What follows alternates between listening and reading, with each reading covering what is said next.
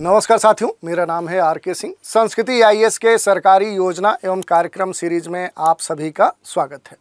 इस सीरीज के अंतर्गत आज हम जिस योजना की चर्चा अपने इस एपिसोड में करने वाले हैं वो बड़ी ही महत्वपूर्ण योजना है। खास तौर पे देखें तो अपने देश में इस समय चर्चा का विषय बनी हुई है।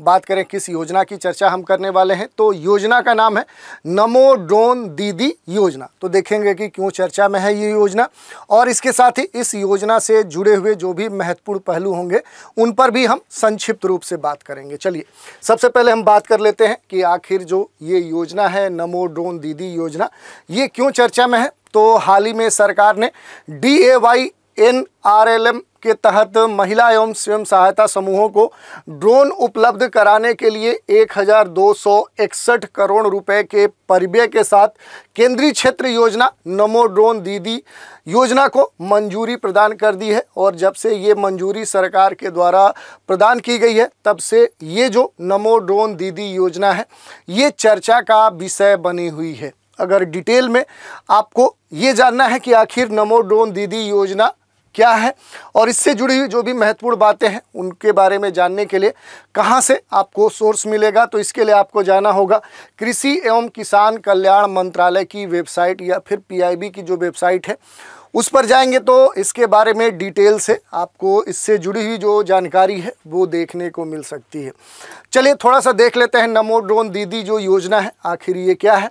तो सबसे महत्वपूर्ण बात ये होती है कि आखिर ये किस उद्देश्य के साथ योजना को प्रायोजित किया जा रहा है। तो जो योजना का उद्देश्य है ये वित्तीय वर्ष 2024-25 से लेकर वित्तीय वर्ष 2025-26 की जो ये अवधि है इस अवधि के दौरान लगभग 14,500 चयनित महिला स्वयं सहायता समूहों को कृषि उद्देश्यों, खास तौर पे वर्तमान में जो अभी बात की जा रही है वो तरल उर्वरक यानी लिक्विड जो फर्टिलाइजर्स हैं, जो कीटनाशक हैं, पेस्टिसाइड्स हैं, उनका उपयोग करने के लिए किसानों को किराए की सेवा प्रदान करने हेतु ड्रोन उपलब्ध कराना इस नमो ड्रोन दीदी योजना का मुख्य उद्देश्य है।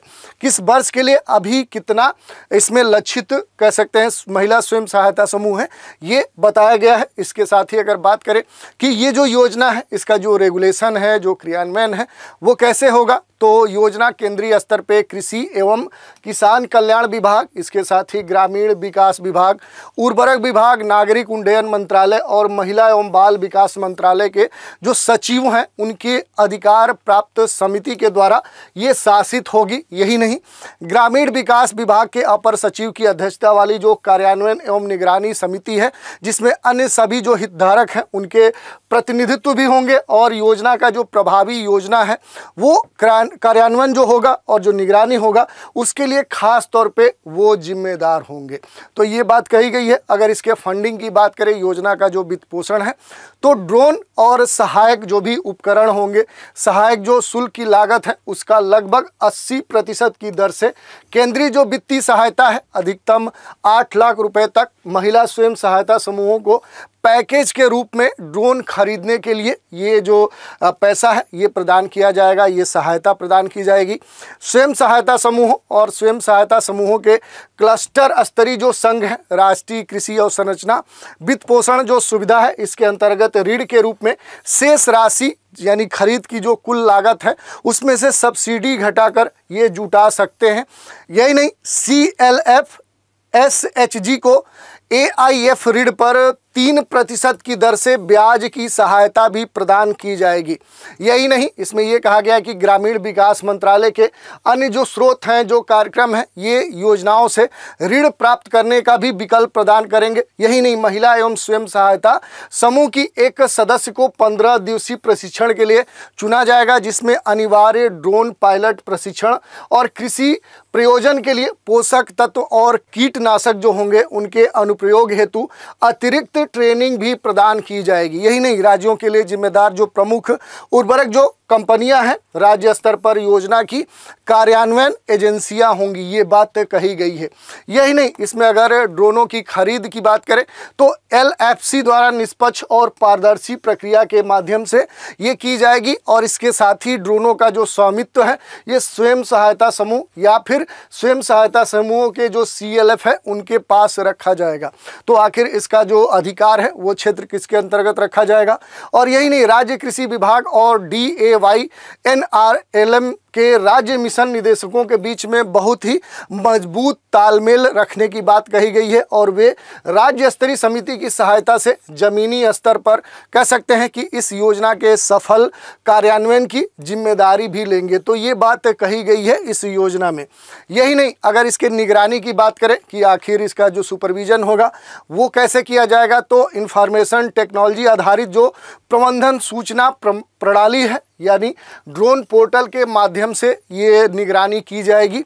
जो सेवा वितरण, निगरानी, धन प्रवाह, धन वितरण के लिए एड टू एड सॉफ्टवेयर के रूप में कार्य करता है। इसके द्वारा ये पूरा जो कह सकते हैं कि निगरानी की प्रक्रिया है वो संचालित की जाएगी। इसके अलावा अगर हम योजना के महत्व की बात करें तो अभी तक ये परिकल्पना की गई है कि इस योजना के अंतर्गत की गई पहल से स्वयं सहायता समूहों को अस्थायी तौर पे व्यवसाय और आजीविका सहायता मिलेगी और इसके साथ ही वे अपने लिए अतिरिक्त जो आय हो सकता है वो भी अर्जित करने में सक्षम होंगी।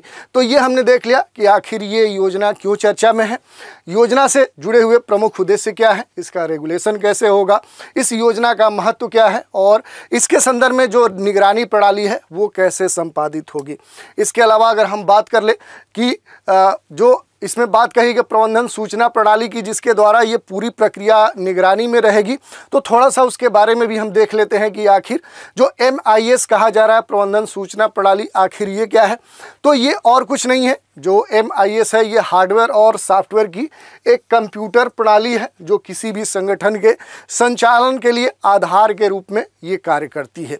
प्रबंधन निर्णय में सहायता के लिए विभिन्न जो ऑनलाइन प्रणालियां हैं उनमें से डेटा एकत्र ये करता है और सूचना का विश्लेषण करता है और डेटा की रिपोर्ट तैयार करता है। किसी भी संगठन में इसका जो उपयोग है ये खास तौर पे जो इंफॉर्मेशन है, जो सूचना है उसके समन्वयन, उसके नियंत्रण, उसके विश्लेषण और जो विजुअलाइजेशन है उसके लिए खास तौर पे इसका उपयोग किया जाता है। जो संगठनात्मक सेटिंग है उसमें प्रबंधन सूचना प्रणाली का जो अध्ययन है वो करने में लोग और प्रतिक्रियाएं और तकनीक सभी इसमें शामिल होते हैं।